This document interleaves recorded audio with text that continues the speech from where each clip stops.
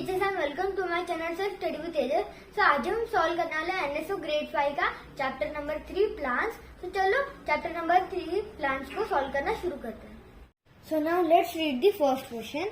Which of the following shows the correct match of seed and its mode of dispersal. So यहाँ पर हम A option पढ़ेंगे। तो यहाँ पर ये जो सीड है ये डिस्पर्स बाय एनिमल लिखा है। तो ये करेक्ट है क्योंकि इस पर स्पाइन्स होते हैं जो एनिमल के फर को इजीली चिपक जाते हैं और ये कभी कभी तो हमारे शूज को भी चिपक जाते हैं और कहीं दूर जाकर वो वहाँ पर ग्रो होते हैं। तो यहाँ पर हमारा A option is the correct answer. Now let's move to the second question. Select the plant that shows similar mode of reproduction. यहाँ पर ए जिंजर रेडिश। तो इन दोनों का जो वेजिटेटिव रिप्रोडक्शन है वो सेम नहीं है। तो ये हमारा ऑप्शन रॉन्ग है। और बी यहाँ पर क्या कोकोनट और बीटरूट। कोकोनट और बीटरूट भी वेजिटेटिव रिप्रोडक्शन जो है उनका वो सेम नहीं होता है, दोनों अलग अलग है। सब यहाँ पर सी रूट रोज और कैरेट। तो कैरेट तो यहाँ अंडरग्राउंड है पर रोज तो पानी में ग्रो होता है ना, तो उन दोनों का भी वेजिटेटिव रिप्रोडक्शन सेम नहीं। और यहाँ पर डी स्वीट पोटैटो और डाहिलिया। तो ये दोनों का जो वेजिटेटिव रिप्रोडक्शन है सेम होता है। तो यहाँ पर हम डी ऑप्शन को टिक कर देंगे। Now let's move to the third question of this chapter. So in India crops that are grown in summer are called kharif crops. Which of the following are kharif crops. So यहाँ पर क्या है, first radish, second mustard, third rice, fourth millet, fifth gram, six soybean, seven cotton और eight cauliflower. So अब यहाँ पर हम first वाला देखेंगे। सो इसमें क्या है 1, 2 और 7 ओनली। सो यहाँ पर 1 क्या है रेडिश और 2 क्या है मस्टर्ड और 7 मतलब कॉटन। सो कॉटन खरीफ क्रॉप है पर रेडिश और मस्टर्ड नहीं है। सो हमारा ए ऑप्शन रॉन्ग है। और अब हम आगे बढ़ेंगे बी की तरफ। से यहाँ पर कौन से थर्ड, फोर्थ, सिक्स्थ एंड 7। सो यहाँ पर थर्ड है राइस, फोर्थ है मिलेट, सिक्स्थ है सोयाबीन और 7th है कॉटन। सो ये जो मैं चारों बताई ये सारे खरीफ क्रॉप्स है, मतलब ये जो क्रॉप्स है ये समर में ही ग्रो होते हैं, ये विंटर या फिर ये जो है नहीं। क्योंकि यहाँ पर जो रेडिश और मस्टर्ड है ये खरीफ या तो जेड क्रॉप्स में आता है, ये दूसरी कैटेगरी में आता है, ये खरीफ में नहीं आता है। सो अब हम आगे बढ़ेंगे फोर्थ क्वेश्चन की तरफ। The purpose of the activity shown in the picture is dash. तो यहाँ पर ये जो एक्टिविटी है हम इसे विनोविंग बोलते हैं। इससे वो ये करते हैं क्योंकि वो जो ग्रेन्स होते हैं उन्हें सेपरेट कर रहा है फ्रॉम दी शाफ्ट। तो यहाँ पर ये ऑप्शन दिया है डी में, to separate grain from the shaft. तो ये हमारा करेक्ट ऑप्शन है। सो हम डी को टिक कर देंगे। And now let's move to the fifth question of this chapter. If part X will be absent in papaya plant, new plant will not be produced. X is dash. So यहाँ पर हमें पता है कि papaya plant जो होता है वो अपने फ्लावर के थ्रू ये करता है रिप्रोड्यूस। और मतलब अगर पपाया प्लांट में ये फ्लावर नहीं होगा तो वो नया प्लांट नहीं प्रोड्यूस कर पाएगा। मतलब हमारा जो है यहाँ पर flower option is the correct answer. और अब हम मूव करेंगे सिक्स्थ क्वेश्चन की ओर। तो study the given relationship based on the seed dispersal method and select the option that satisfies the same relationship. तो यहाँ पर सबसे पहले यहाँ पर क्या दिया, पी और पॉपी। सो पी जो है इसके जो सीड होते हैं वो एक्सप्लोजन की वजह से डिस्पर्स हो जाते हैं फ्रॉम देयर मदर प्लांट, और पॉपी विंड से होता है। सब यहाँ पर ए क्या है बलसाम और बीन। तो बलसाम जो है वो करेक्ट है, वो एक्सप्लोजन के थ्रू उसके सीड्स मदर प्लांट से अवे हो जाते हैं, और पॉपी की तरह बीन भी हवा से जाते हैं। तो यहाँ पर मतलब option is our correct answer. So अब हम मूव करेंगे सेवेंथ क्वेश्चन की ओर। The given figure shows the plant labeled as P, Q, R and S. Which of the following options correctly lists the plants in which label part is edible? So यहाँ पर सबसे पहले क्या दिया है? A. So P में क्या है? Garlic, potato, dahlia. So यहाँ पर P जो है वो क्या दिया है हमें? ये स्टेम. So ये जो है ऑप्शन एक गलत दिया है, तो हम सभी बी वाला पढ़ेंगे. So Q millet, cauliflower and cabbage. So Q है लीव, और कैबेज के जो लीव होते हैं वो एडिबल होते हैं, ये करेक्ट है. पर मिलेट और कॉलीफ्लावर के तो नहीं होते हैं ना. सो मतलब हमारा बी ऑप्शन भी रॉन्ग है. और अब हम सी पढ़ेंगे. आर चिकपी, मेज एंड व्हीट. सो आर है ये दानेबाजी, जैसे आपको ये फिगर दिख रहा है ये. और यहाँ पर क्या दिया है? चिकपी, मेज और व्हीट. सो व्हीट भी इसी से निकलता है. चिकपी के जो पीस होते हैं वो भी यहाँ से निकलते हैं, और मेज भी यहाँ से ही आता है. मतलब ये जो है एडिबल है इन तीनों प्लांट्स में. मतलब हमारा C option is our correct answer. और अब हम मूव करेंगे 8th क्वेश्चन की ओर. In agriculture dash is the tool use for sowing seeds. So A hoe, B plough, C seed drill and D shovel. So यहाँ पर हो जो होता है वो एग्रीकल्चर में यूज होता है, पर वो सीड के लिए नहीं होता है. और प्लग वो तो प्लगिंग के लिए होता है, और शवल खोदने के लिए होता है. सो अब यहाँ पर बचा कौन सा? Seed drill. सो सीड ड्रिल वो मशीन जैसा होता है जिसमें हम पीछे सीड डालते हैं और वो इक्वल डिस्टेंसेस पे स्प्रेड हो जाता है, क्योंकि जब हम उन्हें पानी डालें वो एक दूसरे का पानी ना लें, इससे उन्हें थोड़ा दूर दूर रखा जाता है. तो इससे हमारा C option is our correct answer. और अब हम मूव करेंगे 9th क्वेश्चन की ओर. तो यहाँ पर क्या है? Refer to the given Venn diagram the plant text can be dash. So यहाँ पर ये क्या है? हील्स कुकिंग ऑयल और हील स्पाइस. सो इधर ए ऑप्शन क्या है? मस्टर्ड. और मस्टर्ड एक कुकिंग ऑयल भी और एक स्पाइस भी है. सो ये एक्स की प्लेस पर करेक्टली फिट हो रहा है. तो यहाँ पर हम मस्टर्ड को टिक कर देंगे. और अब आगे बढ़ते हैं 10th क्वेश्चन की ओर. Read the given experiment and answer the following question. Riya cuts a piece from a potato with an eye और bird. Which shoots growing from it? She puts it into a pot containing soil. It was then kept in the sunlight and watered regularly. After some time, she saw a potato plant growing from it. What can be concluded from this experiment? So यहाँ पर a potato is an underground stem. So ये जो है पूरा हमने जो अभी पढ़ा एक्सपेरिमेंट, इससे ये तो कंक्लूड हो ही नहीं सकता. तो अब हम बी वाला पढ़ेंगे. In many plants reproduction takes place through vegetative parts like stem. So ये जो है ये बराबर है, तो इसलिए हम बी को टिक कर देंगे. And now let's move to the 11th question. The seed shown here is most likely to be dispersed by dash.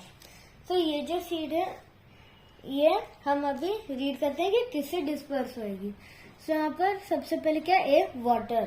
So ये जो सीड है ये वाटर से डिस्पर्स हो सकती है, पर नहीं होगी क्योंकि ये जो सीड है ये वाटर प्रूफ नहीं है. कोकोनट वाटर से डिस्पर्स होता है क्योंकि उसका जो आउटर कवरिंग होता है वो वाटर प्रूफ होता है. और ये जो सीड है ये इसका शेप भी बराबर नहीं. हम जानते हैं कि कोकोनट एकदम एक साइड से एकदम फ्लैट होता है, जैसे शिप होता है वैसे ही पूरा ऐसा नीचे से ऐसा होता है, इसलिए वो पानी में तैर पाता है. सो अब यहाँ पर बी क्या है? विंड. सो ये सीड कहाँ विंड से डिस्पर्स होगी?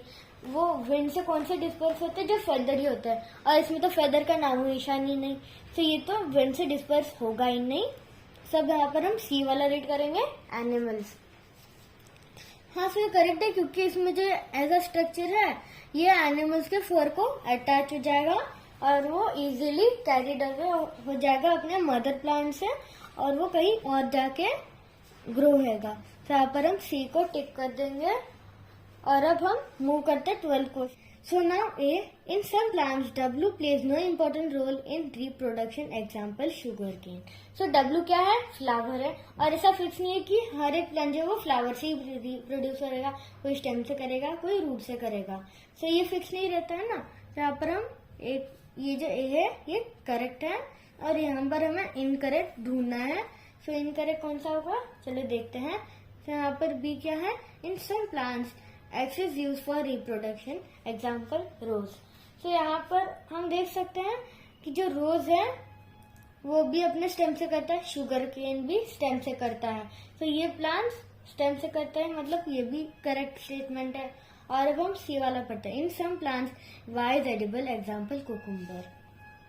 सो वाई क्या है? रूट. सो मुझे इतना तो कुछ पता नहीं, पर कुकुम्बर में तो रूट एडिबल होता ही नहीं है. सो यहाँ पर ये जो है इनकरेक्ट स्टेटमेंट है, क्योंकि यहाँ पर लिखा है एडिबल होता है. तो यहाँ पर हम इसको टिक कर देंगे.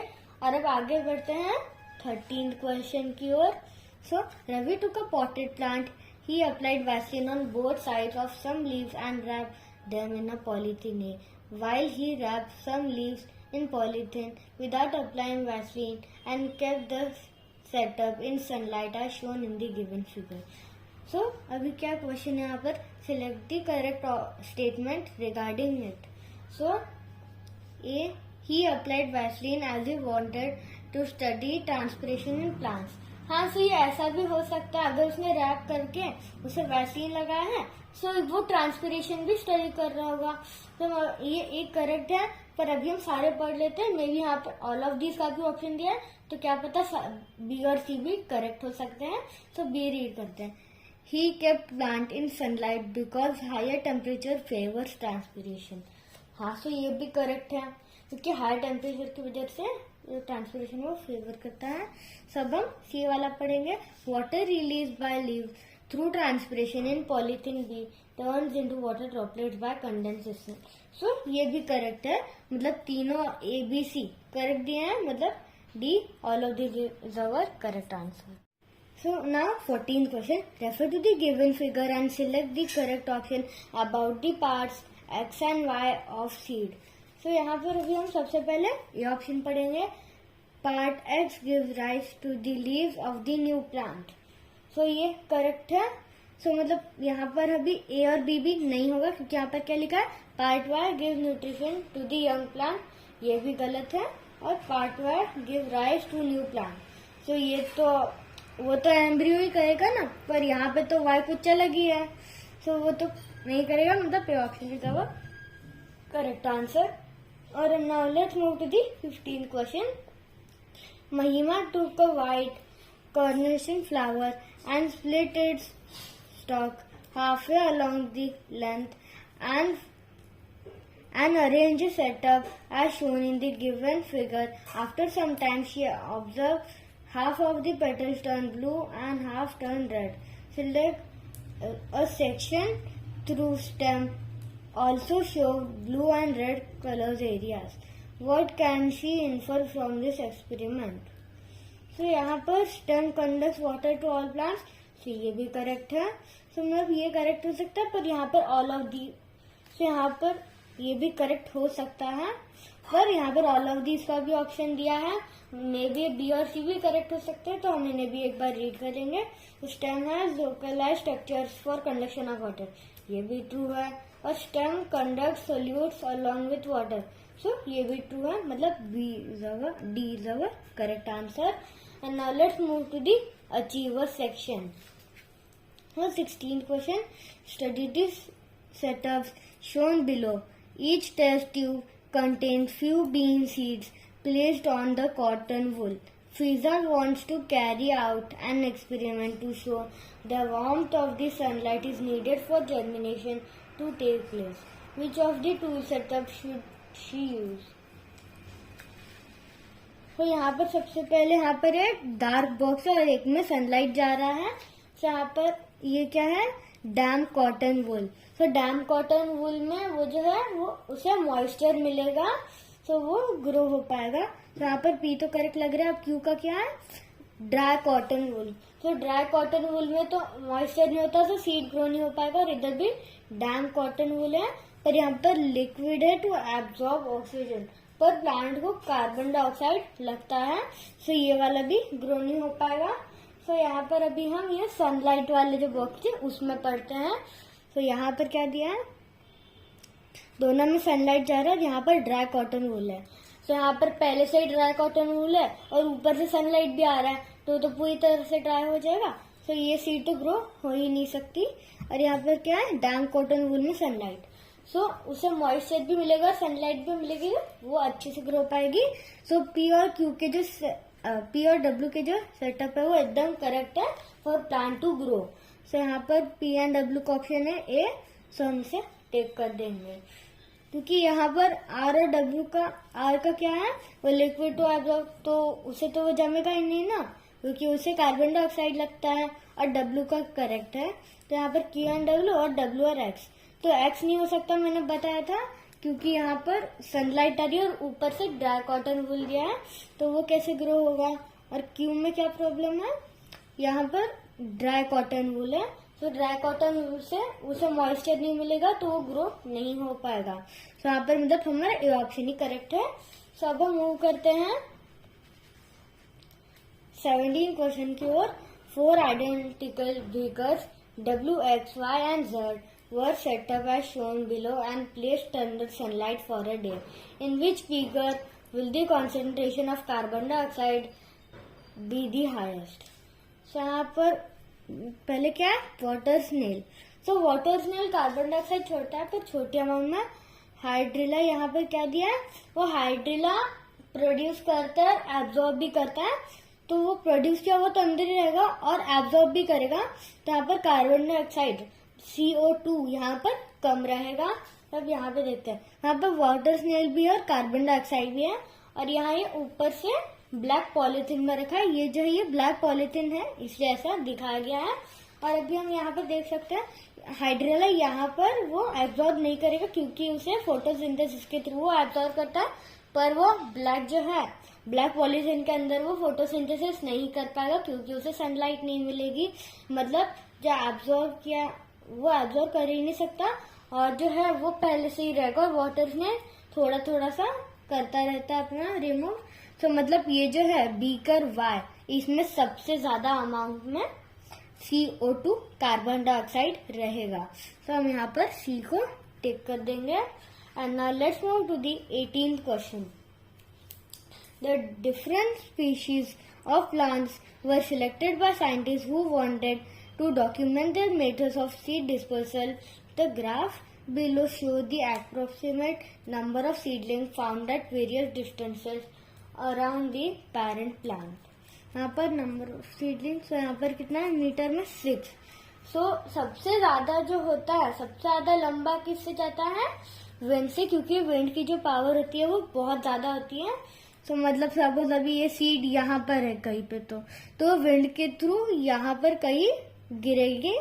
सो इतना ज्यादा डिस्टेंस जो है वो विंड से ही होता है। तो अभी क्या है आगे, ये सो इस स्पीशीज 2 का क्या है यहाँ तक। सो ये जो है ये एनिमल का हो सकता है, क्योंकि यहाँ पर एनिमल थोड़ा सा दूर तक ही जाता है, वो कहीं यहाँ तक ही जाता है। और एक्सप्लोजन का क्या है, एक्सप्लोजन सबसे कम देर तक रहता है, वो यहाँ से यहाँ तक ही कहीं छोड़ देगा।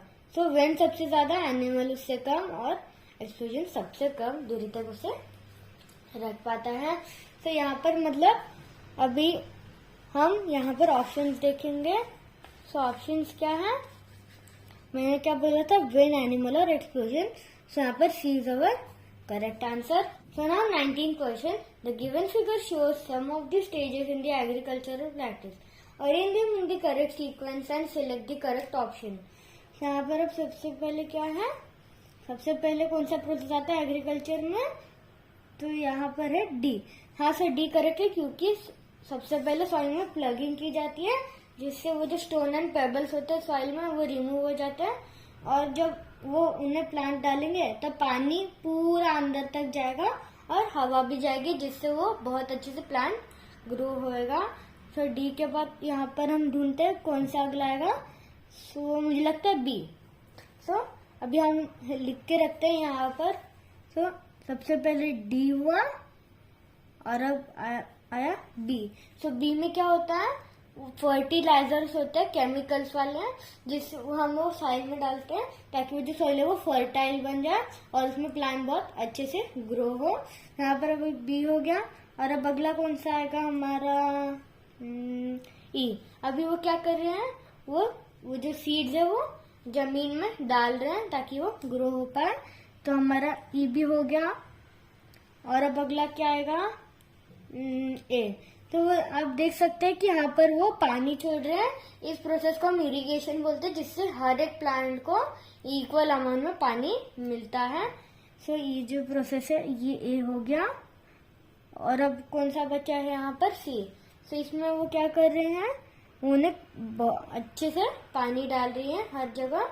यहाँ पर ये जो है, ये मैंने गलत बोल दिया कि यहाँ पर इरिगेशन हो रहा है, ये जो है ये यहाँ पर वो इसमें फर्टिलाइजर्स डाल रहे हैं।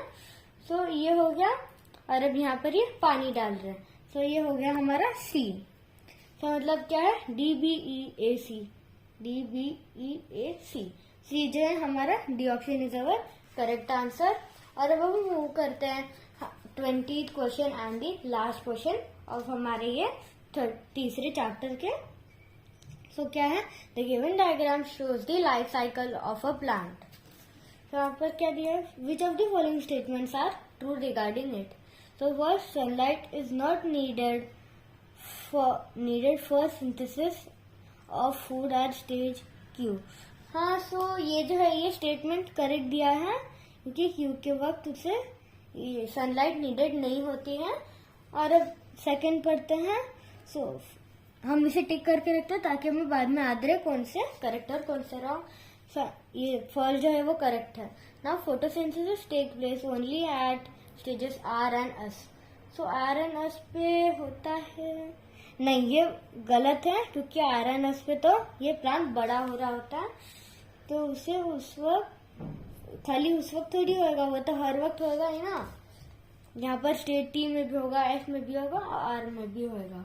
तो यहाँ पर खाली आर और एस में नहीं होगा, टी में भी होगा। तो जो ये रॉन्ग है। और अब stage P is not affected by what happens at stage T. So यहाँ पर ये स्टेटमेंट रॉन्ग दिया है।